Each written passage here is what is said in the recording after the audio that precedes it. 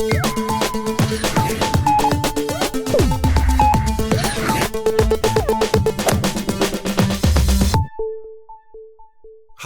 I'm Kenny Joya.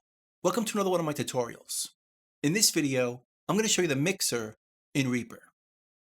Now, if you watched a lot of my videos, you'll know I don't use the mixer too often. The reason for that is almost everything we need to see is in the track control panel. We have faders, pans, mutes, and solos, and of course our audio. So we can see the audio line up with our faders. But if you're doing heavy mixing work, it's easier to do it in the mixer because the faders are a lot bigger and they're close to each other. So if you're bouncing back and forth between tracks, it's a lot easier and quicker to do it in the mixer. So I have a project in front of us here. I'm using folders for each group. I have some live drums with a folder, live bass guitars with a folder, a few guitars with a folder, a lead vocal, which is not in a folder, and finally, some effects returns, which are also in a folder. So to open the mixer, we go to our menu, under View, and choose it right here. We could also choose it with the keystroke. On PC, it's Control-M, and on Mac, it's Command-M. So hit that keystroke, it opens up Mixer. Hit it again, it goes back to the track control panel. So it toggles from open to closed. Now, if your mixer looks different from mine, it's based on a different layout. If we go to Options right here and go to Layouts, under the Mixer panel, we can choose different layouts for our mixer. Here's the default. Looks like this.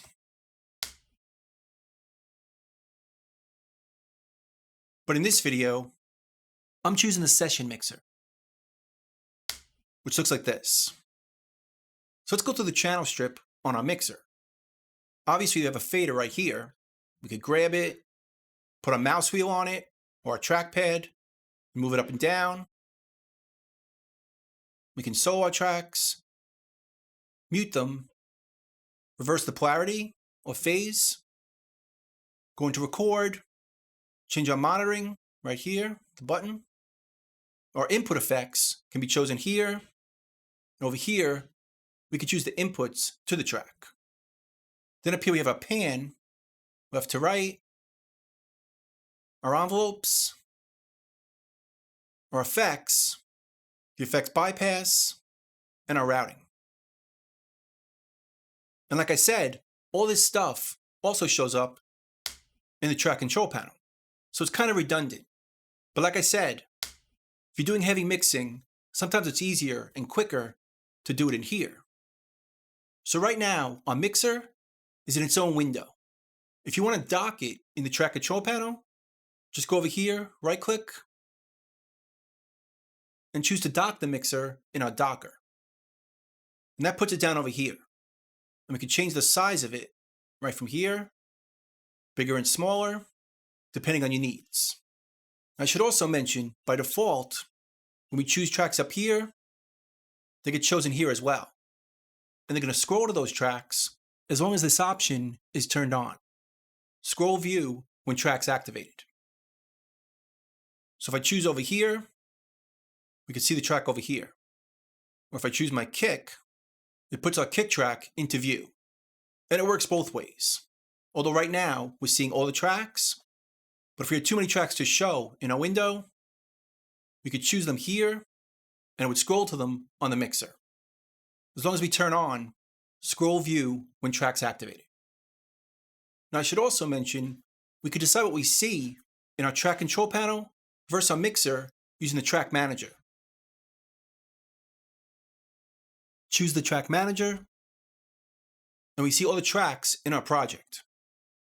And right from here, we can choose if we see them in the track control panel, or the mixer, or both. So I could take all these tracks out of our mixer right here. They don't show up here, even though they're still up here. Or vice versa. Choose them all again, put them back in the mixer, and take them out of the track control panel. Now we see them all here, but only see the drums in the track control panel. So we have that flexibility between both windows. But let's put them back to be shown everywhere. And let's undock the mixer. Right here. And it goes back to a separate window. Let's go over here to the blank space. Let's check out the menu options. If we right click, right here we could choose what happens with our master track. Right now it's not showing up in our mixer, but we could choose it right here. And here's our master track, where all the tracks are being bused to. So we could see it right here, or we can move it to the right side of the mixer. Shows up over here in a separate window like this, or even in the Docker as a separate tab. Let's hide it for now. As I mentioned earlier, I'm using a lot of folders in this project. There's a drum folder, a bass folder, a guitar folder, and an effects folder. And we can choose how they show up using the menu. Right click again. We could choose to move the folders to the left. And then all the folders in our project are on the left side over here. Our drums, the bass, guitar, and effects.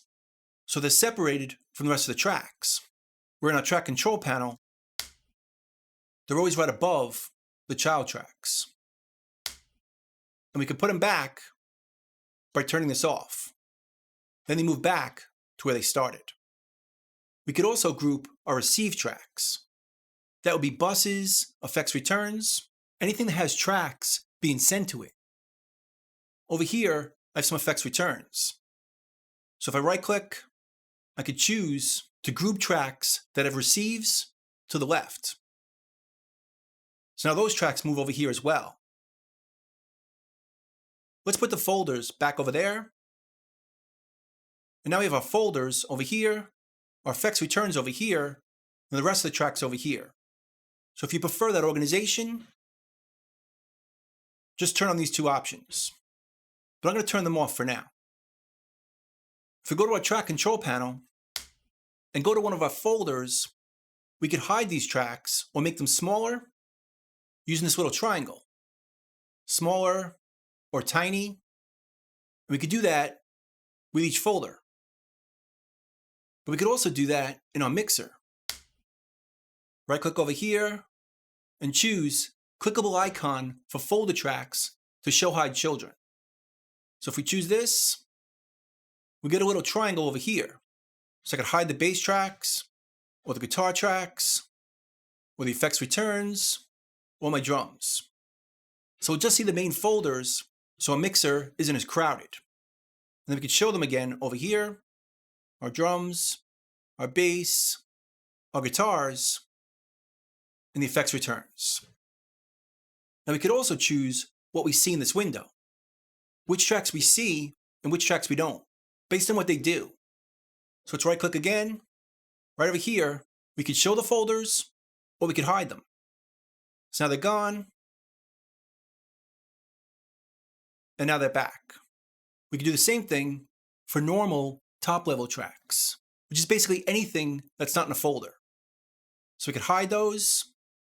In this case, it's just the vocal track, or we could do the opposite. Hide the folders and show the normal tracks right here. Now, if you notice, we're still seeing some other tracks. We could hide those by hiding the tracks that are in folders right here, and also hiding tracks that have receives, like buses or effects returns. Hide that, and now we're just seeing our normal track, but we can bring them back. Tracks that are in folders, the actual folders, and the tracks that have receives. So it's very convenient to choose just the types of tracks we want to see, or the types we don't. In general, the track order is going to match up to the track control panel based on the numbers of the tracks. 1, 2, 3, 4 is 1, 2, 3, 4 over here. But we could change that as well. Right click again, and turn off auto arrange tracks in Mixer. If we turn that off, I can move the vocal to the end over here, put these reverbs over here, put this folder on this side, this folder on this side, and you can see the numbers are out of order. They're not going to match up to the track control panel, but if you want to customize it and put your tracks in your mixer in a custom order, we can do that. But you have to first turn off auto arrange tracks in Mixer, because if you have this turned on, it's going to rearrange them the way they are in the track control panel. Now we can also see these channel strips in multiple rows. Right now we have one row per track, but we could turn on show multiple rows of tracks when size permits. So if we choose that and we adjust the size of this window, we have tracks up here and tracks down here. Now, of course, the mixer throw is a lot smaller, but you can see more tracks in one window. So if we had a lot more tracks to show in this window, we could see 2 or even 3 rows at a time. And if you make it small enough, instead of a fader, you have a knob. But let's turn that off for now. We could also see more information in our mixer. If we go up here, notice how the cursor changes. And if I pull this down, I can see more info right here and here. Now it just did it to one track. If you want to change that to all tracks, on the PC, hold down Control, and on the Mac, hold down Command, and do the same thing, and all the tracks move together. So now we can see our effects and our sends in the same window. It does make this smaller over here, but we can adjust it for our personal preference based on what's going on over here. And we can change this as well. The height of our sends versus the height of our effects. And we can choose if we see these or not over here. Show sends when size permits, or show effects inserts when size permits. If we turn these off, we don't see them. But we can turn them back on right here and readjust their size right here. Either this one or both of them together. Now in this window, we could work with effects and sends a bit differently compared to the track control panel. For instance, if I want to copy this effect to this track, just grab it and move it over. And now we duplicated it. Or if I want to delete the effect, hold on Alt on the PC or Option on the Mac and just click it and it goes away. Or if I shift click the effect, it's going to bypass it like this, which is something you can't do in the track control panel. We could also adjust our sends right over here.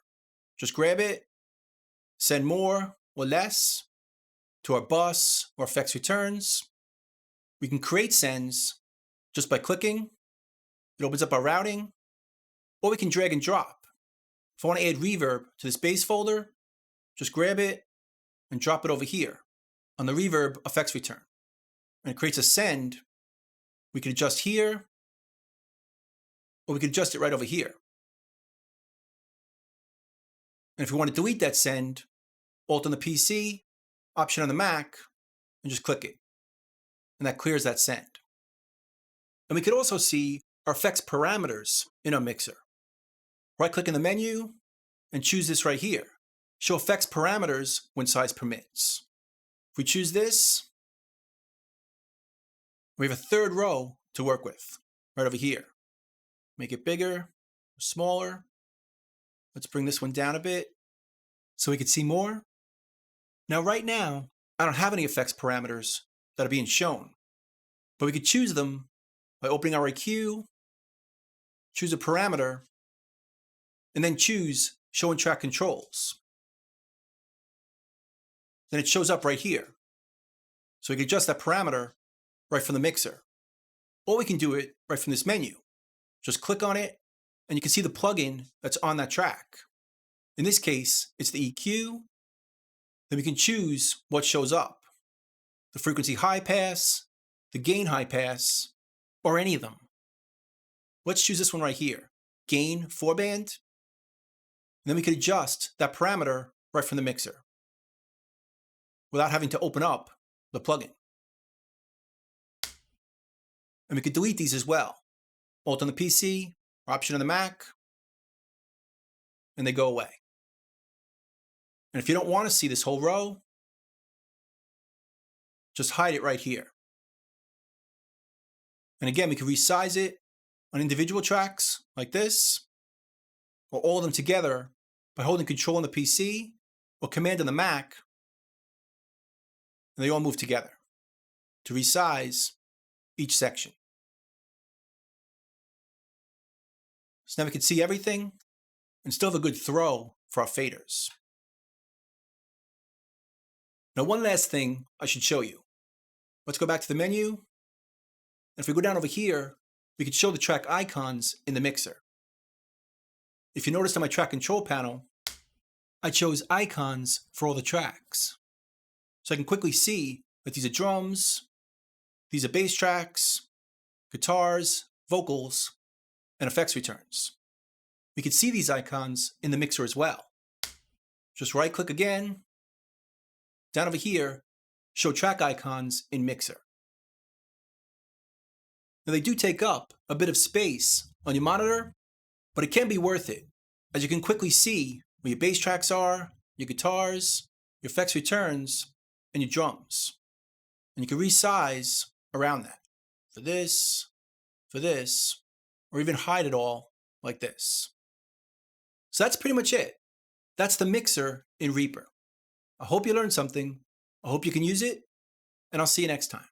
Thanks.